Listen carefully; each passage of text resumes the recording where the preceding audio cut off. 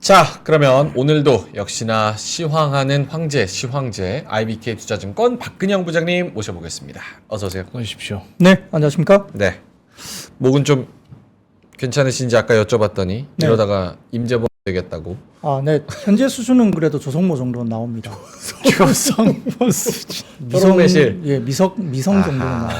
To heaven. 네. 넌 알겠습니다. 알고 있니? 난 말야. 그 정도는 됩니다. 오늘 매우 기분이 좋으신가 봐요. 좋은 건 아니고요. 네. 이제 워낙 시장이 좀 힘이 없고 힘이 없어요. 이제 반도체 사실 뭐 오늘도 마감 시황이 반도체 할애가 많이 될 것 같은데 그쪽 말고 특히 또 2차 전지도 좀 좋지 못했고 네. 다른 섹터들도 오늘 별로 썩 그렇게 좋지 못해서 조금 이제 마음이 좀 처지죠. 그러니까 또 저도 그렇죠. 이제 목감기가 한 3주 정도 약을 먹고 있는데 약을 계속 먹으니까 계속 정신이 좀 몽롱해요. 약 기운에 좀 계속 그렇죠. 아침, 점심, 저녁으로 약을 먹고 이제 그러니까 좀 몽롱하면서 좀 재미도 없고 뭐 그런데 요즘 감기랑 약간 연초 시장이랑 좀 비슷한 점이 있는 것 같아요. 왜요? 잘 안 낫고. 네. 이거 좀 나을 때 됐는데 네. 좀 질질 끄는 아, 그런 경향 이런 게 좀 비슷하지 않나. 알겠습니다. 자, 부장님 잡담은 여기까지 하고 시작. 일부 조성모 이야기를 했더니 손을 넘지 말라고 그러신 분들이 조성모. 있어요. 죄송합니다. 알겠습니다. 자, 시장 동향부터 먼저 짚어주신다면요. 네, 코스피는 16.8포인트 상승 출발 보였는데요. 양시장 상승 출발했지만은 개장 이후에 매물이 다소 출회되면서 상승폭이 반납됐습니다. 그 반도체와 소부장 중심이 상승하는 가운데 AI 챗봇과 제약바이오, 인터넷과 증권, 보험, 화장품과 통신 장비 등 강세였고요. 특히 최근에 보면 의외로 그 5G 통신 장비주가 좀 약간 들썩이는 모습도 보입니다. 일부 이제 지난번에 그 이유는 한번 말씀드린 적이 있고요. 실적에 대한 뭐 확신이 좀 있다기보다는 기대감으로 주가들이 움직이는 것 같습니다. 그 외에도 스마트폰 부품주라든지 결제 보안 그리고 일부 게임주 등의 테마군이 강세였고 실적 악화 우려에 2차 전지가 급락했습니다. 2차 전지 양극재 업체 낙폭이 확대되면서 10시 15분 이후에 코스닥이 하락 전환했고 낙폭 확대가 됐는데 지난 목요일에 이어서 금요일에도 미국 증시에서 전기차 관련주가 부진했기 때문에 관련주 중심으로 매물 출회가 됐습니다. 특히 에코프로 BM이 적재 전환 가능성이 부각되면서 급락한 점도 관련주의 약세를 이끌었고요. 그 여파로 한국 증시도 코스피도 일단 하락 전환했습니다. 네. 예, 더 나아가서 중국 정부가 디플레 우려도 불구하고 LPR 금리를 동결하면서 중국 증시 하락 진행도 전반적인 투자 심리 위축으로 이르렀고 다만 미국 증시가 시간 외로 여전히 강세를 보이면서 하락은 제한됐는데 코스피는 보합권에서 왔다 갔다 했습니다. 근데 종가는 한 8포인트 정도 빠져서 끝났죠. 25일 하이닉스 실적 발표를 앞두고 실적에 대한 기대감이 좀 지속되는 모양입니다. 장중 신고가가 나왔고 하이닉스. 네, 그렇죠. 그리고 샘 울트만이 어쨌든 한국 들어와서 SK 회장과 이제 미팅한다 그런 기사가 또 나오다 보니까 네. 기대감이 장중에 일단 반영이 된 것 같습니다. 전주에 이어서 외국인은 반도체 업종 대규모 수매수가 지속되고 있고 코스닥은 4분기 실적 시즌에 돌입하면서 실적에 대한 투자자의 우려와 기대감 반영에 개별 종목별 높은 변동성이 이루어지고 있습니다. 이 반도체가 특히 AI 모멘텀 집속에 업황 회복 기대감도 굉장히 강했고요. 온 디바이스 AI 관련주도 최근에 갤럭시 S24 AI 기능 호평으로 좀 강세를 역시 보이고 있습니다. 지난번에 말씀드렸던 실시간 통역 기능뿐만 아니라 네. 말씀드렸던 서클 서치. 예, 그게 이제 결국은 구글 관련된 부분과 연동도 하는데 네. 이런 것들이 결국 이제 시작이 되는 온 디바이스 AI 시작인데 어쨌든 반응은 괜찮은 것 같아요. 이 거래일 연속 외국인 중심으로 순매수가 들어오면서 코스피는 기술적 반등을 시작했지만 장 종가에는 좀 역부족이었습니다. 외국인은 오늘도 코스피 전기전자 집중 매수했고요. 코스닥에서는 2차 전지 엇갈리는 매매가 들어왔고 기계업종은 매수했습니다. 기관은 코스피에서 기계와 화학 제외 대부분 매수가 들어왔고 코스닥에서는 소프트웨어와 게임, 제약, 2차 전지 일부를 매수했습니다. 업종별로는 4거래일 만에 한국전력 반등에 전기가스 강세였고 지난주 수익률 하위권에 위치했던 보험이 반등을 줬고요. 전기전자 같은 경우는 삼성전자, 하이닉스 등 반도체 강세 전개되고 AI 수혜 기대감 등이 있는 이수페타시스 등의 지금 오늘 PCB 업체들도 급등이었습니다. 반면 배터리 셀 업체 삼성 SDI와 LG에너솔루션 부진하면서 코스피 상단 제한을 했고 2차 전지 밸류체인 전반적인 약세 속에 화학과 철강, 금속도 수익률 하위권입니다. 코스닥은 외국인 순매도 속에 840점 전후로 등락이 반복되고 있고요. 업종별로는 AI 테마 훈풍의 반도체, 특히 오늘 제주 반도체와 어버브 반도체가 상한가 장중에 들어갔죠. 네. 그리고 이제 소프트웨어 강세였고요. 일부 제약, 소프트웨어, 통신 장비주도 지수도 상승했습니다. 반면 2차 전지주 약세, 일반 전기전자 가장 부진했고 에코프로 BM, 에코프로, NNF 등의 급락이 지수 하방 압력을 높였습니다. 네. 다음 사진 하나 좀 띄워드리겠는데요. 그냥 매크로 지표입니다. 첫 번째 사진 띄워주시면 이게 네. 미국 쪽의 이제 소비 센티먼트 지표거든요. 소비자 심리 지수. 예, 심리 지수인데 최근 들어서는 가장 세게 튀어 올랐어요. 와. 그래서 경기가 이제 좀 그렇게 나쁘지 않다는 거죠. 경기 악화가 안 된다는 거고. 미국은 진짜 좋은 것 같아요. 뭐 그러다 보니까 이제 경기 침체 이슈는 썩 들어갔습니다. 그래서 다음 사진 보시면 신영증권의 사진인데요. 3월에 FMC 금리 동결 확률이 53%까지 올라왔습니다. 제가 이제 3월에 금리 인하를 정말 할 수 있느냐 이야기를 드렸잖아요. 그게 이제 점점점 금리 인하보다는 동결 확률이 더 높아지고 있는 거죠. 동결이 53%까지 급등했습니다. 그래서 금리 인하 전망이 일주일 전만 해도 80%가 넘었어요. 그렇죠. 근데 지금 40%대로 줄어들고 있고. 80이었다, 60이었다가 이제는 40, 네. 한 7%뭐 이 그렇죠. 정도까지. 네, 그래서 결국은 경기 지표가 좋고 그렇기 때문에 침체로 가는 것은 좀 아닌 것 같고 인하도 좀 하반기 쪽으로 약간 좀 밀려지는 게 사실 지금 뭐 흐름으로서는 그렇다. 근데 이제 갑자기 또 3월에 인하를 만약에 하게 된다면 지난번에도 반복적으로 말씀드렸지만 어떤 이유로 금리 인하를 하는지 그 코멘트가 되게 중요하다. 다시 한번 말씀드리겠습니다.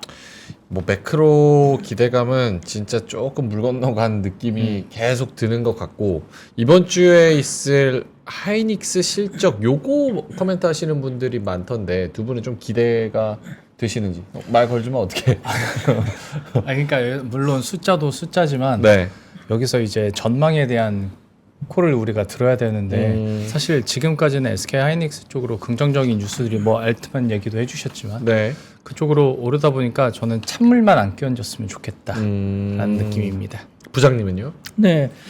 뭐 적자가 나올지 흑자가 나올지 알 수는 없지만은 시장 컨센 대비만 좀 잘 나오면 뭐 이후에 올해 업황에 대한 턴은 좀 삼성전자와 달리 턴업이 될 수도 있겠다 생각이 들고요. 전자가 좀 아쉽게 실적이 나왔기 때문에 외국인들의 좀 매도가 나오면서 7만 원 초반까지 빠졌지만은 하이닉스가 이제 그런 것들을 좀 불식시키는 EPS 하방을 좀 지지해주는 정도의 센티를 좀 준다면은 상당히 좀 기본적인 시장의 하락도 좀 브레이크가 걸리지 않을까. 궁금한 게 만약에 하이닉스가 실적이 잘 나와서 네. 지금 반도체 역시 좀 자신감을 얻어서 좀 분위기 전환이 된다면 더 반도체 쪽으로 쏠릴 텐데 이게 전반적인 시장에는 건강한 겁니까? 아니면 어때요? 뭐 건강하다 아니다 말하기보다는 뭐 좋은 섹터로 돈이 가는 것은 어쩔 수가 없죠. 뭐 예탁금이 워낙 많아서 모든 섹터가 다 가는 시장은 과거에 우리가 경험을 해봤지만은 현재 그런 시장은 아니잖아요. 예탁금이 오늘 제가 정확하게 체크를 못했습니다만 최근 기억으로는 50조 원대 초반 정도였거든요. 그게 과거에는 뭐 80조 원 막 이렇게 넘어갔던 자리이기 때문에 뭐 과거와 똑같이 비교하기는 좀 쉽지 않을 것 같습니다. 그래서 일단 올해 업황이 굉장히 작년에 비해서도 성장을 하는 쪽은 역시 기회가 있을 것 같고 상반기에 또 바이오 뭐 뿐만 아니라 지금 이제 반도체가 역시 대장주로 가고 있고 바이오도 좋았거든요. 그래서 이런 섹터들이 올라가면서 이제 종목에 대한 밸류에 대한 목이 차고 조금 부담스러운 밸류에이션 가면 역시 또 조정이 나오겠죠. 아무리 좋아도. 그래서 삼성전자나 이런 것들이 조금 아쉽지만은 하이닉스가 역시 실적이 잘 나온다고 하면 그 근간에는 HBM이라는 게 있지 않겠습니까? 전자는 좀 아쉬웠었는데 역시 하이닉스가 좋아진다는 건 HBM을 거의 독과점하고 있다는 점이 부각되면서 올라갈 것이고 네. 좀 생성형 AI나 이쪽에 투자 관련된 것도 오늘 제가 말씀드리겠지만 워낙 이제 많은 글로벌 기업들이 테크 기업들이 거기에 이제 굉장히 많은 돈을 쓰고 있고 지난주 금요일날 제가 메타 말씀드렸잖아요.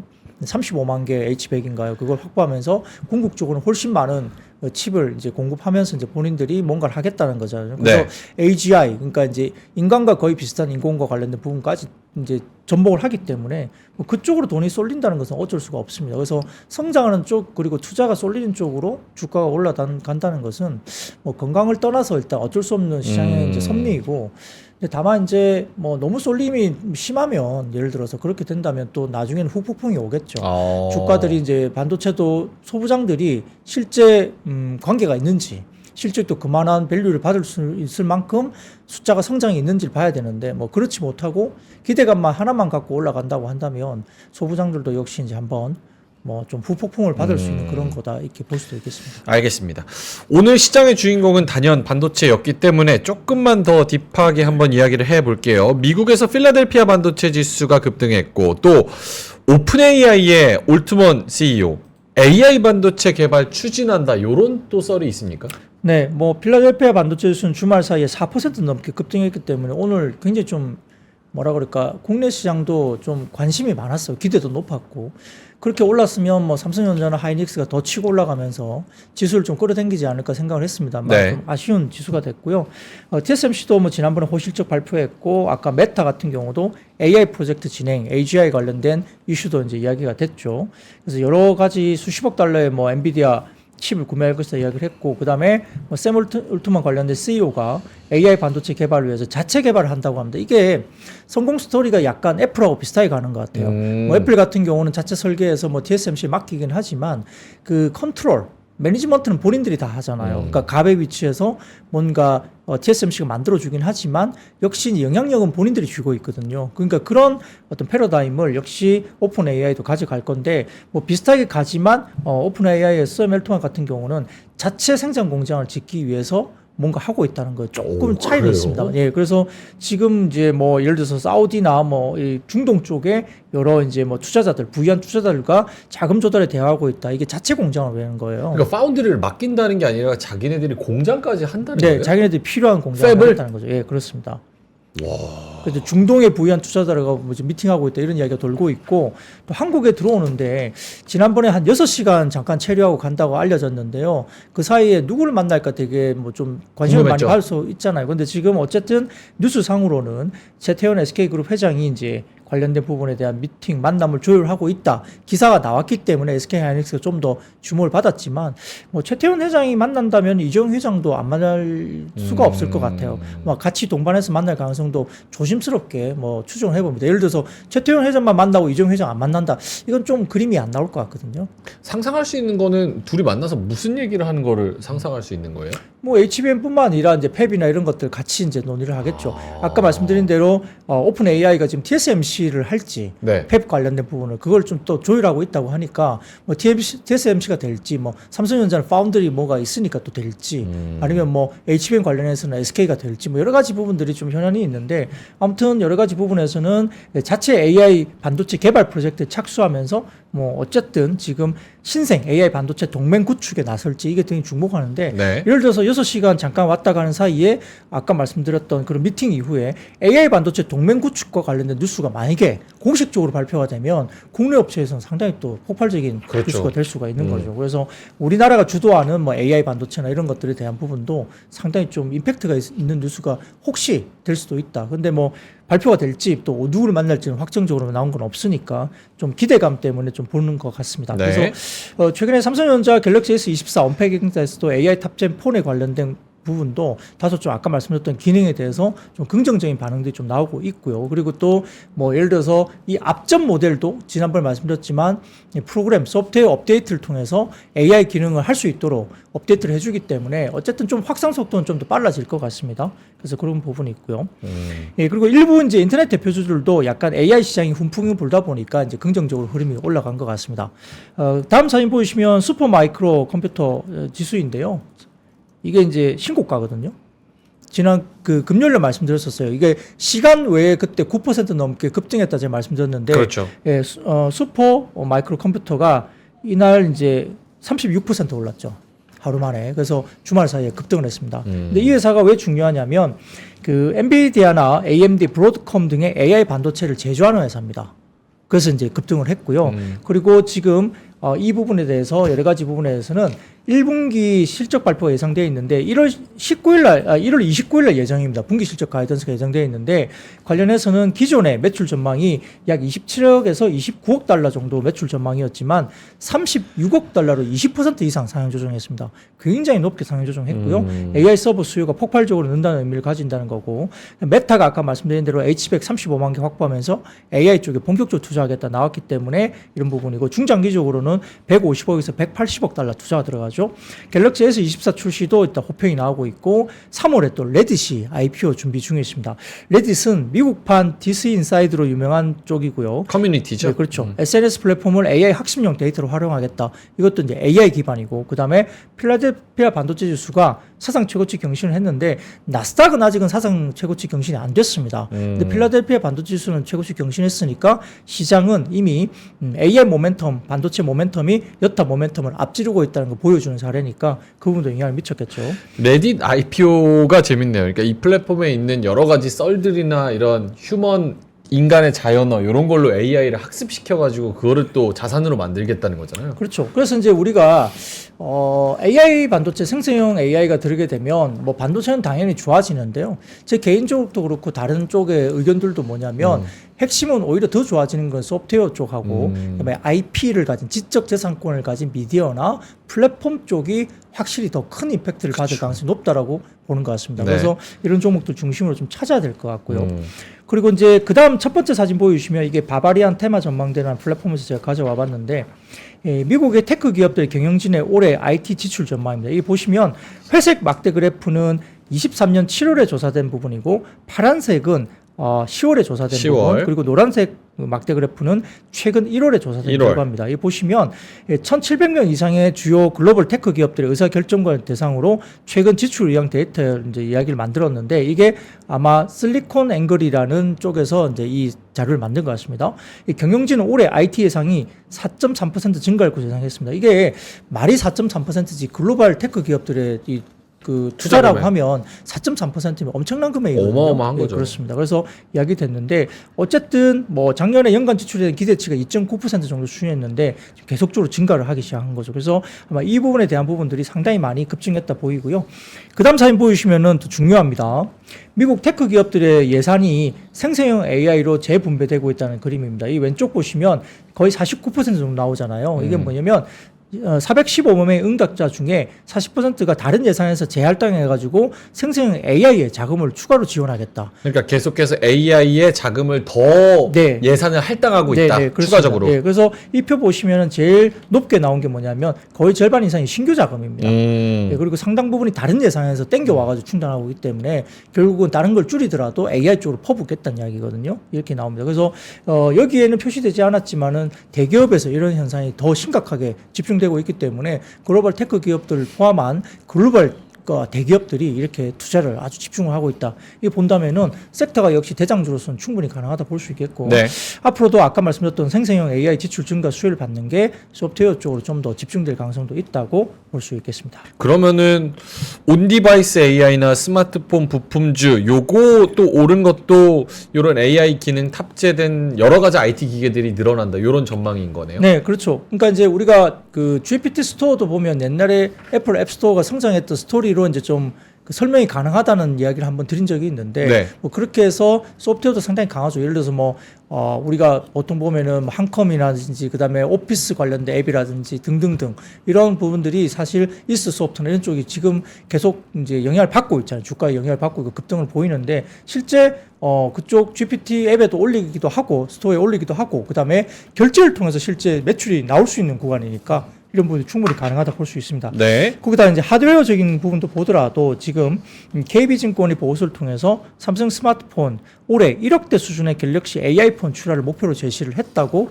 리포팅을 했습니다. 엄청난 숫자죠. 그렇죠. 그래서 S24 갤럭시 같은 경우는 총 판매량 3,600만 대 그리고 전년비 16% 증가 포함해서 지난해 출시된 갤럭시 S23과 폴더블 폰 등의 AI 기능 탑재가 전망되고 있습니다. 그래서 삼성전자 올해 스마트폰 출하량은 전체 2억 4,200만 대 정도로 작년 2억 2,700만 대 정도 수준보다는 7% 증가한다 이고요. 2010년도 이후에 13년 만에 글로벌 스마트폰 점유율 1위를 애플에게 내줬기 때문에 삼성전자가 거의 한 8년 만에 지금 올해 물량 증가 나타날 걸로 이렇게 보고 있는 것 같습니다.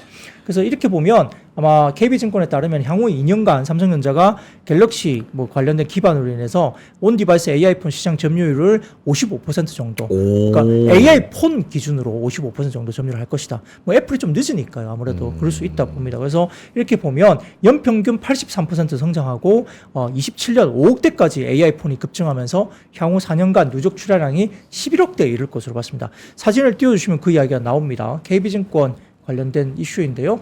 추정치입니다. S24 출하량은 8년 만에 역대 최대치에 올라오고 있고 1분기부터 실적 개선인데 지금 1분기가 지금 작년 4분기가 2조 8천억 정도 했잖아요. 근데 지금 1분기 추정치가 4조 7천억. 2분기 추정치가 7조 원대 초반, 3분기가 뭐 11조 원대, 그리고 올해 4분기가 12조 말 정도까지 네. 13조에 가까이 올라올 걸 보거든요. 그리고 이렇게 되면 아주 빠르게 실적이 올라오는 거죠. 그래서 이렇게 되면 사실 삼성전자도 좀 빠질 구석이 별로 없다 이렇게 볼 수 있겠습니다. 그리고 NH투자증권에서는 보고서를 통해서 네. 최근에 아시아 마케팅, 그러니까 본인들이 이제 NDR 비슷하게 했다고 하는 것 같아요. 그래서 15일부터 19일까지 반도체 집중됐던 투자자 대상으로 이제 아시아 마케팅을 했는데 이 관심들이 대부분 다 테크 전반으로 확대되고 있다. 그래서 이머징 마켓 스마트폰 회복과 온디바이스 AI, 디스플레이에 대한 관심도가 굉장히 높았고 여기에 따라서 NH투자증권에서는 관심주로 삼성전기, LG전자, JNTC, 파트론 등을 이야기를 했는데 근데 오늘 같은 경우는 제주반도체나 QRT, 리노공업 등의 온디바이스 AI 관련주가 올랐고 인터플렉스나 뉴플래스, 이수페타시스 대부분 다 PCB 업종 이런 것들이 결국은 이제 디바이스가 많이 팔리게 되면 PCB도 좋아지는 거니까 가는 거고요. 그래서 스마트폰, 갤럭시 주요 부품주 테마도 상승을 보였습니다. 그런 것들이 결국은 우리가 지난번에도 장비가 먼저 오르고 소재주 반짝하고 마지막에 흐름은 PCB로 간다. 네. 그 이야기를 한번 드린 적이 있는데 그렇죠. 뭐 이영수 대표도 아마 그런 비슷한 이야기를 하신 걸로 알고 있고 그래서 아마 PCB들도 결국은 주목을 받을 만한 시기가 왔다고 보이니까 이런 종목들도 오늘 리포트도 나오기도 했고요. 각 종목들이. 그래서 그런 것도 관심을 받고 있습니다. 마지막으로 AI 기술 트렌드 변화 한 가지만 보여드리면 AI 수행 기능에 대해서 클라우드 AI, 서버 AI죠. 그리고 온 디바이스 AI, 이게 엣지 AI로 불리고 그다음에 온 센서 AI라고 또다시 이제 다른 또 컨셉이 나오죠. 그래서 센서 쪽도 특정 AI 기능하는 설정 수행을 하는 이런 관련해서 뭐 GPU, NPU가 중요하고 그다음에 AP로 넘어가고 이제 센서까지, 그러니까 MCU까지도 넘어가니까 이런 관련해서는 아마 전반적으로 계속적으로 관련된 수혜주나 이런 것들이 좀 더 수급 쪽이 좀 더 돌아가면서 이쪽으로 좀 쏠리지 않을까 생각을 하고 있습니다. 그러니까 MPU AI 스마트폰이 방향성은 맞는데 범용적으로 그걸로 획기적인 무엇을 할 수 있느냐 그게 핵심이 좀 될 것 같습니다. 예전부터 그 실체가 있느냐에 대해서 명예컨이 많이 꽂혀 있는 것 같아요. 실체라기보다는 지금 뭐 AI 폰 좋죠. 좋은데 어떻게 많은 사람들이 일반적으로 생활에서 쓰일 것이냐 요거는 아직은 좀 미지수기 때문에 아직 뭐 넘버가 찍히고 있는 곳은 아니니까. 그렇죠. 네네. 애플이 지금 안 하고 있다? 못 하고 있는 게 아니고 안 하고 있는 거잖아요. 모르죠.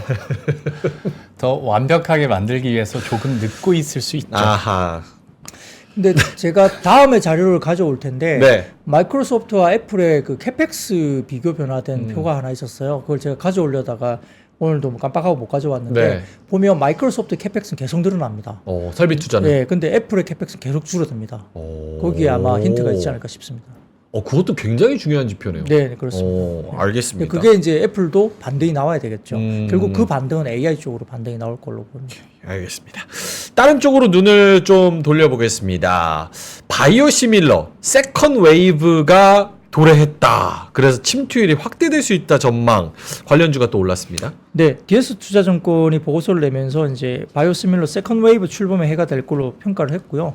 셀트리온 그룹주가 오늘 급등했고 그다음에 삼성바이오로직스도 이제 거의 80만 원 언저리까지 올라가는 모습을 보였습니다. 한미그룹은 조금 뭐 주춤을 했습니다. 최근에 뭐 일부 한미사이언스 이슈가 또 있었기 때문에 한미사이언스 급등 이후에 좀 주춤한 모습이긴 합니다만 셀트리온은 23년 휴미라 BS 부진 때문에 10월에 헬스케어 합병 관련된 모멘텀이 있기 전까지는 시장에서 굉장히 소외된 대표주였고 사실 작년 10월 이전까지는 뭐 셀트리온뿐만 아니라 제약바이오 헬스케어가 전반적으로 삼성바이오로직스도 마찬가지로 대부분 다 좀 안 좋았거든요. 10월 이후부터 되게 좋아졌잖아요. 그래서 그렇게 나왔고 휴미라 시밀러 같은 경우는 24년부터 공급의 수식 계열화로 인해서 오리지널 휴미라가 선호의약품에서 제외되면서 시밀러 침투율이 큰 폭으로 증가할 것으로 평가했습니다. 그러니까 시밀러가 많이 들어가게 되면 역시 이제 셀트리온 쪽에 수혜가 되는 거겠죠. 아울러 바이오시밀러 세컨 웨이브 시밀러는 휴밀라 BS와는 품목별로 경쟁 강도와 시장 침투 가능성이 크게 상이한데 현재 시장의 우려는 좀 과도하다고 분석을 했습니다. 그래서 세컨 웨이브 쌍두마차인 지금 스텔라라 BS하고 아일리아 BS 같은 경우는 24년과 25년 출시되면서 실제에 기여할 것으로 전망했고요. 셀트리온에 대한 긍정적인 투자기는 여기에 따라서 제시를 했고 네. 또 다른 개발사인 동아 ST 등을 관심 종목으로 추천한다고 밝혔습니다. 그래서 사진을 띄워주시면 세컨 웨이브 바이오시밀러의 예상 출시 시점인데요. 대부분 보면 전반적으로 봤을 때는 이제 EU 쪽에서 뭐 끝나는 쪽 그리고 그 다음에 이제 새롭게 진입할 수 있는 시점이 다 나와 있습니다. 그래서 이런 걸 보시면은 마켓 그 규모도 이렇게 나와 있죠. 그래서 어떻게 나와 있고 개발사가 몇 개 정도 쭉쭉 나와 있거든요. 그래서 아마 24년, 25년 정도부터는 지금 아마 뭔가 이 끝나면서 오리지널이 끝나면서 이렇게 뭐 새롭게 시뮬러가 새롭게 태동되는 그런 시점이 오기 때문에 네. 이런 것들 된다고 한다면 결국은 뭐 지금 여러 가지 부분에서는 셀트리온 그룹뿐만 아니라 뭐 여러 가지 뭐 삼성바이오로직스 같은 뭐 그런 CDMO 같은 경우도 좀 실적단이 올라올 수 있고, 특히 이제 지금 삼성바이오 같은 경우는 글로벌리 CDMO 같은 경우는 가장 지금 실적이 가장 좋았던 회사였어요. 다른 회사들은 글로벌에서 다 실적이 안 좋았거든요. 그래서 그런 것도 되게 주목을 받을 수 있는 이야기고, 더군다나 뭐 치매 관련, 알츠하이머 관련된 이슈도 좀 있다고 계속적으로 리포팅이 되고 있기 때문에 네. 추후에 좀 더 기대를 할 수 있겠습니다. 제약바이오 여쭤보고 싶은 건 많지만 뒤에 또 흥미로운 이야기가 준비가 돼 있기 때문에 바로 넘어가겠습니다. 전기차 수요 둔화 우려가 지속되고 있고 에코프로비엠 적자 전환 우려 등의 관련주 크게 하락했습니다. 네, 사진을 띄워주시면 파이낸셜 타임즈에서 이제 관련된 포드 이슈가 나왔죠. 근데 이게 오늘 갑자기 나온 건 아니고요. F-15 라이트닝 생산 줄인다는 이야기는 과거에 있었던 거를 이제 포드 쪽에서 확인해 준 이슈입니다. 그래서 이와 관련해 가지고 삼성증권에서는 오늘 리포트를 냈는데, 결국은 감산 결정 관련해서는 아마 그 생산 라인을 23년 3교대 1,800명으로 시작했고 23년 10월 3교대에서 2교대로 축소하고 24년 4월에 2교대에서 1교대로 축소 결정한다. 이건 굉장히 많이 축소라는 거죠. 그렇죠. 그래서 이렇게 되면 생산 대수 수의 감축을 언급했는데 생산 대수 감축은 미공개입니다. 어느 정도일지 미공개였거든요. 다만 F-15 전기 트럭 공급망에서는 기존 원 13,000대 수준을 확보한 가운데 최근에 미국의 리테일 판매가 4,000대 내외인 점과 미국발 수출을 시작한 것을 감안한다면 생산량 감축은 삼성증권이 추정하기를 절반 정도 50% 내외 정도로 감축을 할 것이다. 컷이 굉장히 큽니다. 네. 이런 것들도 이야기된 것 같고, 그래서 아마 SK 밸류 체인에 대한 타격이 좀 불가피하다 봤는데 결국은 포드 감산 공식화, 스텔란티스 CEO의 전기차 시장 피바다 코멘트가 있었어요. 굉장히 이제 수요가 어려워질 것이고 경쟁이 치열해질 것이다 이야기를 한 것 같습니다. 이와 관련해서 국내 배터리 셀 소재 주가 동반 약세였는데, 포드 F150 전기 트럭 생산은 SK온 미국 공장에서 100% 이루어지기 때문에 역시 SK 계열 쪽에 타격이 불가피하겠죠. 그래서 이런 부분이 상당히 좀 어려울 것 같고요. 포드 외에도 전통 완성차 업체들 내연기관차, 전동화 버전 위주의 전기차 출시 전략이 여러 가지 좀 소비자들에게 좀 약간의 지금 수요가 주춤한 국면에 들어가고 있기 때문에 다소 조금은 올해 상반기까지는 수요 눈높이를 좀 하향할 필요가 있다 이렇게 컨센서스를 했습니다. 그래서 이후에 올해 이제 아마 1월 말쯤이면 각 그 자동차 회사들이 올해 연간 가이던스가 나올 수도 있어요. 네. 실적 발표하면서 그게 1월 말쯤에 집중되어 있는데 그때에 아마 출하라든지 생산과 관련된 가이던스를 줄 때 좀 더 뭐 회복되는 쪽으로 만약에 준다면은 많이 빠진 상태에서 반등이 나올 것이고, 그때 뭐 또다시 확인해주는 굉장히 좋지 못한 이야기를 해준다면 조금 더 주춤할 수 있는 시간이 좀 길어질 수도 있겠다. 1월 말이 되게 중요한 시점으로 보고 있는 것 같습니다. 네.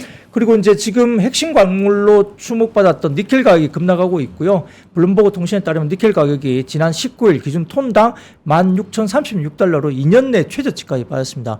물론 이제 리튬도 마찬가지로 빠져있죠. 네. 세계 주요 니켈 생산국인 호주, 캐나다 등의 개발 업체들이 광산 폐쇄하고 인력을 감축하고 있다고 전해지고 있습니다. 더군다나 LG에너지솔루션이 기대치를 하회하는 실적을 공개했고, 에코프로 BM은 일부 증권사 리포트에 따르면 적자 전환 이야기가 계속 나오고 있죠. 그래서 아마 대충 보면 400억대 정도의 아마 영업 적자를 낼 것으로 아마 추정을 하는 것 같습니다. 뭐 그게 426억일지, 어떤 증권사는 490억일지 좀 차이가 있는데 일단 400억대 정도의 영업 적자 나올 것으로 추정을 했죠. 그래서 이런 부분이 좀 좋지 못했고요.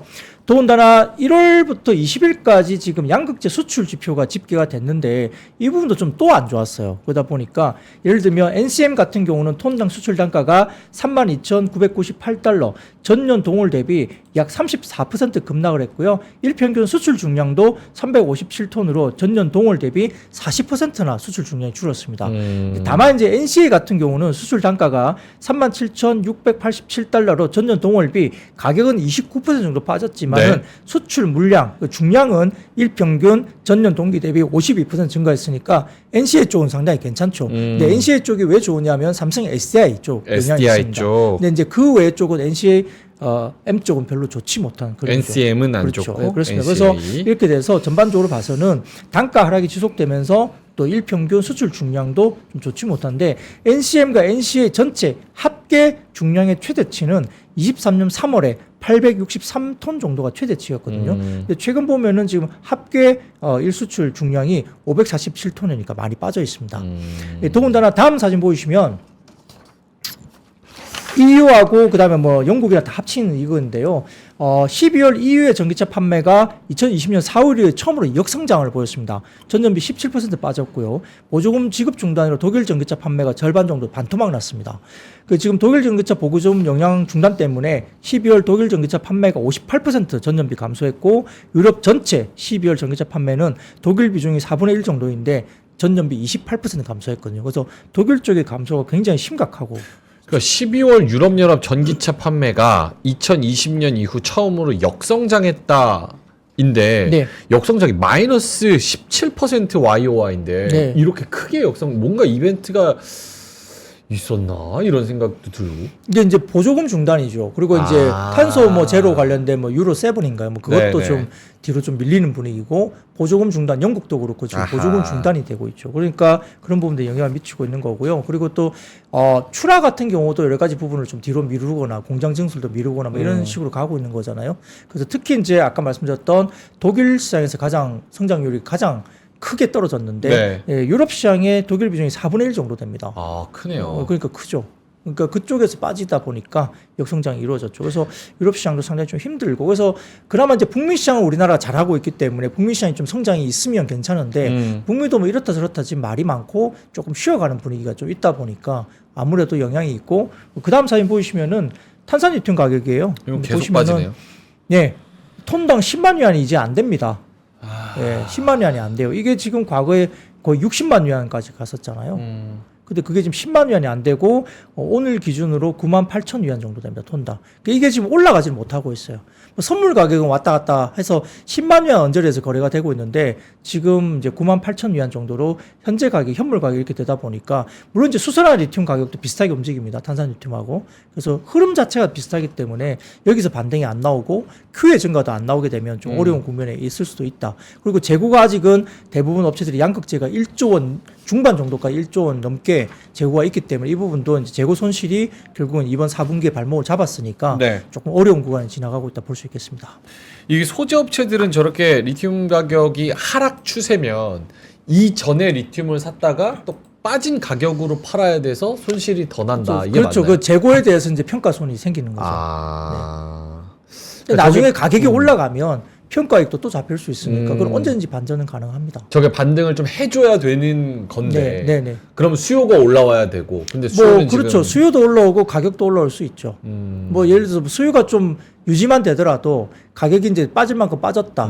그래서 뭐 폐쇄가 많이 되고 그래서 어떤 공급 물량 때문에 가격, 그럼 뭐 반도체도 마찬가지잖아요. 수요가 올라와서 지금 가격이 막 올라가는 게 아니죠. 감산하다 보니까 수요가 유지되는 측면에서 이제 가격이 올라가는데 거기에다가 스페셜한 뭔가 나왔잖아요. HBM 같은 뭔가 나오니까 이제 가격이 막 튀는데 뭐 어쨌든 뭐 2차 전지 쪽도 탄산 이 리튬 같은 경우도 어쨌든 좀 그런 부분에서 영향을 받을 수 있으니까 수요가 어느 정도만 유지만 돼주면 또 TO를 구간에 있을 수 있다는 점에서도 봐야 되고요. 근데 이제 리튬 가격은 3개월 이제 레깅에서 후행합니다.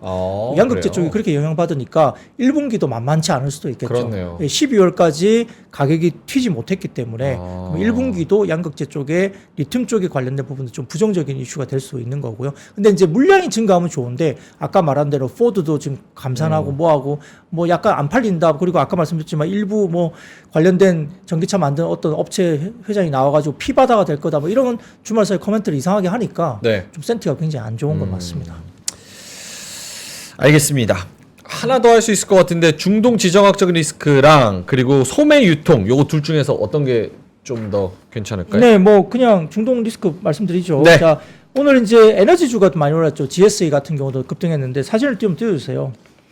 참 이게 보면 뭐 거창합니다. 이게 보면 네. 예멘 후티 반군이 수에즈와 홍해, 바브엘만 데브 해협과 그다음에 호르무즈 해협을 모두 봉쇄하면서 이게 삼각형으로 이렇게 봉쇄하겠다. 트라이앵글. 아라크사 삼각지대 계획이라고 합니다. 이게 참 이게 뭐 무슨 대단한 무슨 뭐 어떻게 보면 뭐 인류를 위한 대단한 무슨 계획인 것 같은데. 그러니까 순위파 시아파 나눠가지고 종파 싸움 저렇게 삼각으로 사우디를 둘러싸겠다 뭐 이런. 네, 그래서 이 세 곳을 모두 봉쇄하겠다는 거죠. 지금 그래서 이렇게 알 아크사 삼각지대 계획 실행을 고려하고 있다 언급했습니다. 그렇게 되면 어떻게 되죠? 석유하고 가스가 뭐 봉쇄되는 목적을 가지고 이렇게 하는 겁니다. 아하. 그래서 이제 오늘 에너지 관련주가 좀 도시가스 테마도 그렇고 이제 올라가기도 했는데 이제 그것도 그거지만 이제 최근에 조정을 일부 받고는 있지만 그다음 사진 보이시면은 이게 이제 해운 관련된 컨테이너선 물류거든요.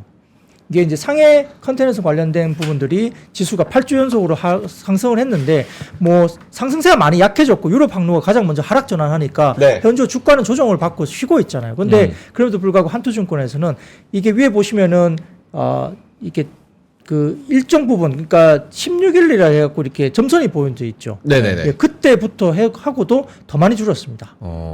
그죠? 그래서 물동량이. 예, 그렇죠. 미국의 후티 기적 습격 이후에 반군들이 이제 뭔가 좀 주춤하면 이게 물동량이 늘어날 텐데 그렇게 했는데도 불구하고 그 이후로 이제 점선이 그때 시점이거든요. 그때 이후로 물동량이 더 줄었어요. 아니 죽자고 담벼드는데 저기 뭐 무서워서 가겠어요. 네, 그래서 그 상해 컨테이너 운임 지수가 예상보다 빠르게 올랐기 때문에 그러한데 운임 정상은 아직 멀었고 실제 운임에 더 가까운 CCFI는 지난주에 13% 급등했습니다. 그러니까 결국은 SCFI와 그다음 CCFI가 격차를 좁히면서 실제 운임에 더 가까운 CCFI가 올라오기 시작한다는 거죠. 그래서 해운주가 많이 올랐어요. 그래서 조정이 나오기도 하고 이격이 많이 벌어져서 분명히 매물이 나올 텐데 그렇다고 해서 바로 급락하거나 제자리로 가기는 좀 쉽지 않을 수도 있다는 거죠. 그래서 아마 컨테이너 톤마일이 8.6% 급등할 것으로 보고 있기 때문에 아마 물류 대란에 대해서는 1분기까지는 계속 이어질 가능성이 높다고 한투증권에서는 평가를 했습니다. 알겠습니다. 이렇게 지정학적 리스크까지 오늘 박근영 부장님이 시황을 잘 짚어주셨고요. 뒤쪽에는 또 이베스트의 신중호 센터장 나오셔서 매크로에 대한 이야기 그리고 실적 또 우리가 많은 관심 가지고 있지 않습니까? 네. 실적에 대한 이야기 그리고 전반적인 통화정책에 대한 이야기 나눌 테니까 계속 시청해 주시면 좋을 것 같고요. 데일리인트 우리 박근영 부장님은 여기서 인사를 드리도록 하겠습니다. IBK 투자증권 박근형 부장님이었습니다. 고맙습니다. 네, 고맙습니다. 장 시작 전부터 종료까지 쏟아지는 수많은 뉴스와 정보들. 이 중에서 어떤 것이 투자에 정말 도움이 되는 정보일까요? 3프로의 증시 셔터맨 박근영 마스터가 직접 정보를 선별하고 투자의 힌트를 드립니다. 시간도 아끼고 투자 아이디어도 얻는 시간, 박근영 부장의 마켓 힌트와 함께 하세요. 자세한 사항은 3프로TV 앱과 홈페이지를 확인하세요.